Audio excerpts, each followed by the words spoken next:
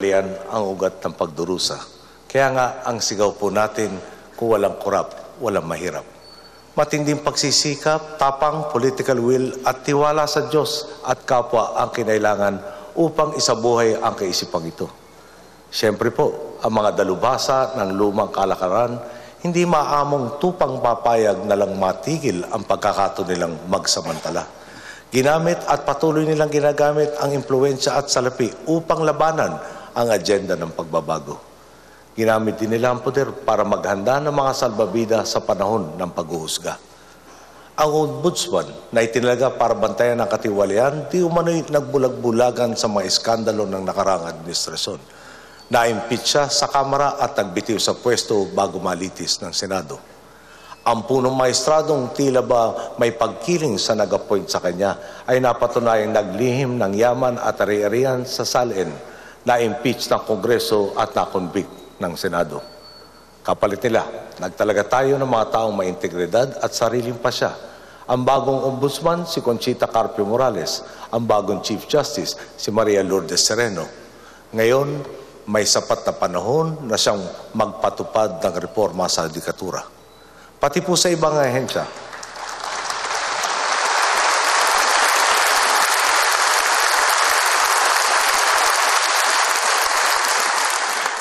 Pati po sa ibang ahensya, nagtalaga tayo ng tapat at matatapang na pinuno.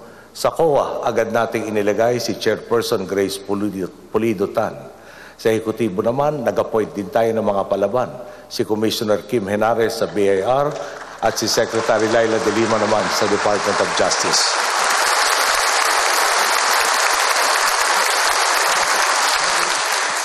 Wala silang inatrasan sa pagtupad ng kanilang tungkulin.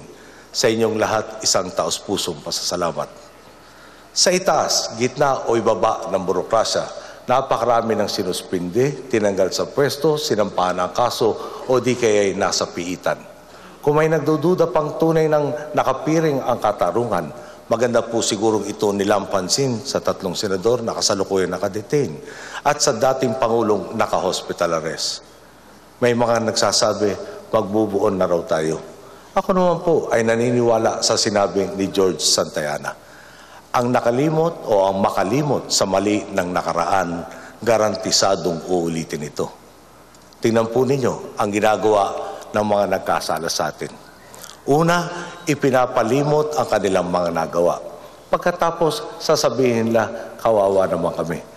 Sinamantala na nga tayo, sinasamantala pa ang likas nating pagkamaawain para tuluyang makatakas sa pananagutan.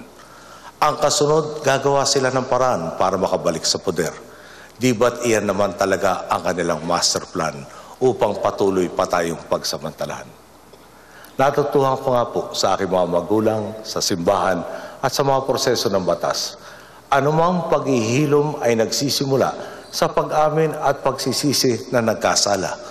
May naalala ba kayong nagsabing sorry sa pagnanakaw at pang-aabuso? Handa na ako magbago. Ang sa akin lang po, makaka-move on lang tayo kapag nakamtan ang katarungan.